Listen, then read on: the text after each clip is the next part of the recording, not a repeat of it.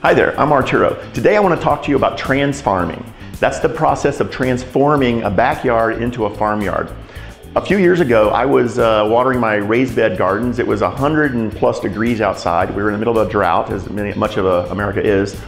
And I was watering my gardens 3 times a day. And I was in the morning and in the evening. In the middle of the day, I'd be out there just watering my tomatoes, and they wasn't producing any tomatoes. I was just keeping the plant alive. So I'm standing there thinking, well, you know, this really isn't sustainable. If we had a water main break or any problem, I'd be dead in the water if I was depending on my gardens to feed my family. So I remember walking over to the faucet, and I turned the water off, and I walked over to the aquaponics system, and it was doing great. The fish were hydrated, the plants were hydrated, everybody was happy, and I walked away going like, well, this is the solution, I'm okay. But then it occurred to me, you can lose all your fish. Your aquaponics system goes south just like everything else. So I kind of walked away thinking, well, what's the solution? And so I sat down on the porch, and I remember thinking, well, what is the solution?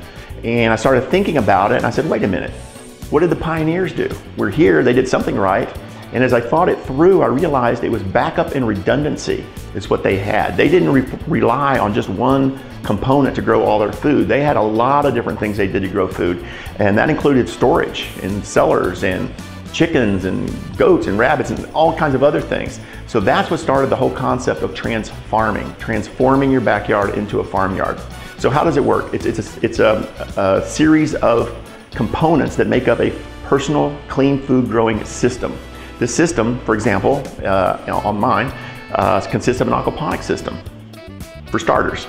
Also, and that's a wonderful way to grow food on any level. It's not completely sustainable, but it's very close. Another component could be a wicking bed, which is a wonderful way to grow food and conserve water.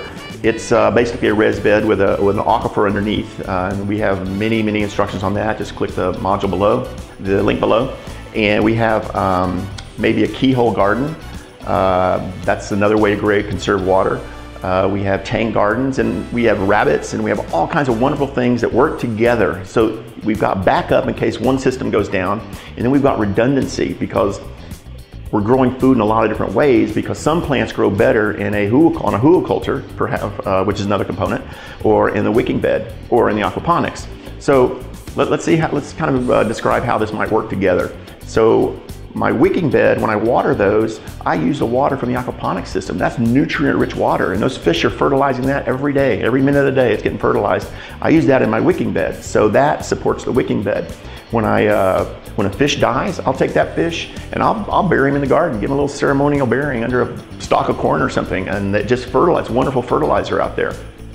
When I trim my tomatoes or any of my plants, my basil, that goes to my rabbit. My rabbit eats that.